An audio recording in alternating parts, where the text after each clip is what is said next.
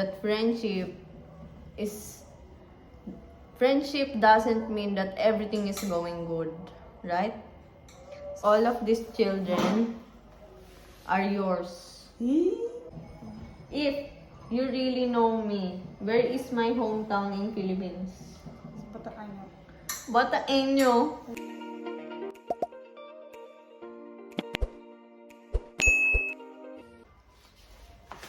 Hello guys! Kamusta? Kamusta?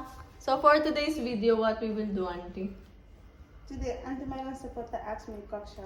Yes. Some people, they used to ask a lot of question, that's why. Yeah. So we will be answering some of your questions in the comments, guys, since the beginning of our YouTube journey up to now. So let's start, guys. Atcha, let's go. Let's go! So guys, we are going to start. We will be answering the most asked questions in the comment section. So let's start. Most of them, they are asking na if we are single or married. Auntie Binta, are you single? No, I'm not single, I'm married. Auntie Binta is married. Yes. And me, guys, I'm not yet married, but I'm not available. So we will go there. Na? We will go there also, na? Next question. How many children you have? 2. I'm having 2, boy and girl. Boy and girl. So because Auntie, you know, some of the people, they think that all of these children are yours. No, that one, they're my sister's in-laws children. Yeah, that is Binta's sister-in-law's children. So in those children, Binta's child is Jaja. Only Jaja. Only Jaja. How about the other one? Where is he? Bonja, Senegal. Bonja is living in Senegal with his father, My mother-in-law. with his mother-in-law, with her mother-in-law. Auntie, because not all the time we are mentioning the country. So which country, which African country we are in right now? Gambia. So guys, for your information, we are here in Gambia, West Africa. So Auntie Binta is local, she's a Gambian. So Auntie Binta, is Gambia a Muslim country? Yes, Gambia is a Muslim country.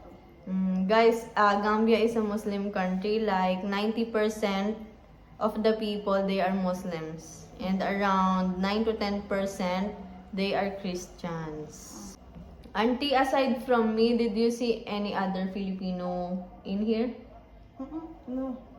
Auntie Binta did not see any other Filipino. Or maybe you saw but you don't recognize. Maybe you think they are Chinese. Yes, maybe. Maybe.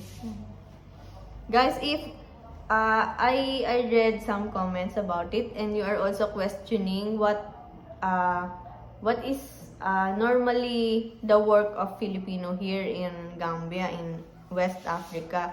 Guys, some Filipinos, they are working in casinos. Some Filipinos, they are working in some restaurants here, and some like shoe factory, and some they have business here, like that. Auntie, you know, we have co-Filipinos, like the people in Philippines. They are seeing that Gambia is like a good country, it's a beautiful country, and they are asking if they will get a chance to come here to visit. Is it safe to come here in Gambia? Yes, it's safe. Come to Gambia here, it's safe. So you are welcome here, guys, in Gambia. It's safe here. Actually, Gambia is a peaceful country. It's a safe country. But guys, of course, we are responsible for our own safety. So still, you have to be careful. Especially if you are a girl, I don't recommend you to go outside alone at night. Especially if you don't have car. You know, here also the junctions, there are no lights, guys. So we never know what will happen at night, like in the dark. And trusting people. Yeah, we cannot trust also the people around us easily. Mhm. So it's like that, guys. You are welcome here in Gambia. Yes, Gambia is nice. Yeah, we will meet you here, guys, if you will come here. Just come here. No one asked this question, but how many years we've been friends now? Do you know? Yes. Huh? 8 months. 8 months. It's 8 months. So guys, Auntie Binta and I, we've been friends for 8 months and counting now. So how well do we know each other? Auntie Binta, how well do you know me? How many percent? 100%. 100%? Correct. It's Yeah. 100%, huh? 100%. Yes. If you really know me, where is my hometown in Philippines?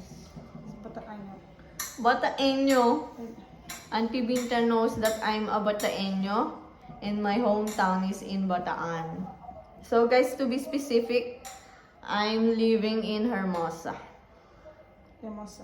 Hermosa. Hermosa means beautiful in English. Mm. Hermosa is a Spanish word and the meaning in English is beautiful. So, I'm living in one of the barangays in Hermosa, Bataan.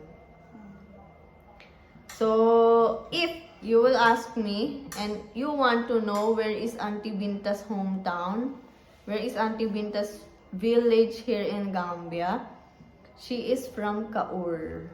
I'm from Kaur, huh? Yeah. So, one day guys, we will go to Kaur. Yes. We will visit her family there. Yes. We will, go to her village together. So we will go together, guys. Yes. Mm. You can see Kaur, sir. We saw you Kaur and you see Kaur. Kaur is nice. Huh? Yeah. Yes. I know that it's nice because Auntie Binta said it's nice. And we will show you how nice it is, guys. So let's go to Kaur. Let's go. Let's go. Auntie Binta is my first African friend. And we feel like we are friends for a long time now.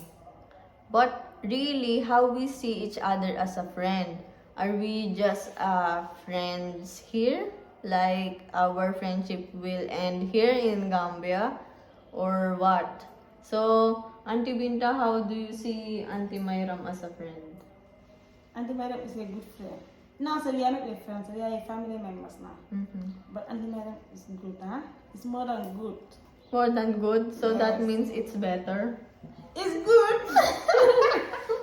Auntie Madam is good, good. Hmm. Yes. Me guys,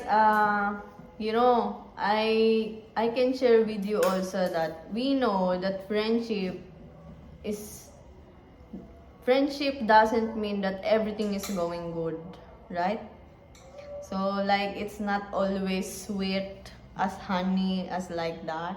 Sometimes we have also misunderstanding like that.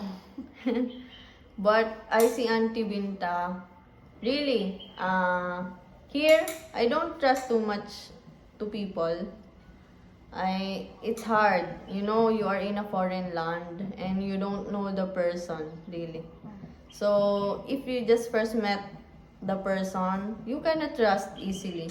But getting to know Auntie Binta is a good person. I saw that in her, and she's also has a clean heart, no? She's not like others. I don't know. We know that money rules the world. Some people, they just think about money. Now, when they see white people, they think white people is rich. Yes, yeah, okay. If they see white people, they will think that white people, they have money. They have money. They are good person, and you can benefit from them. But Auntie Binta is not like that. Auntie Binta is a good person. Life is like that. Life is like that. Like you cannot judge the book by its cover. No? You have to get to know the person. Auntie Binta is good. They are helping me here also, no? Like when I get sick, Auntie Binta is helping me at least. And I'm thanking her for that. And I appreciate that. Yeah, my family member, auntie, that's why. Yeah. Like we are really family You here. also, you are good. Mm, If at all you are not good, you know that I will not help you for doing nothing, but you are good, that's why mm, I'm happy. Auntie Mary is my first friend of this thing, Philippines. Me, I never have white people friend. mm, I never have. But you see. mhm. Me too, I never had African friend before. But it's nice to have a good one as Auntie Binta. Like Auntie Binta. So I think that's all for today, guys. I hope we answered some of your questions. You know, time is going. I need to go back to work, and Auntie Binta needs to go back home. You know, Auntie Binta is fasting. So, guys, once again, we can thank you enough for the support, for all the support, for the love that you are giving to us, for helping us to grow our channel. We really, really thank you for that. And for those who are not yet subscribed, please subscribe. Please help us grow our channel. And please like, share, and comment down below. If you have other questions, just comment.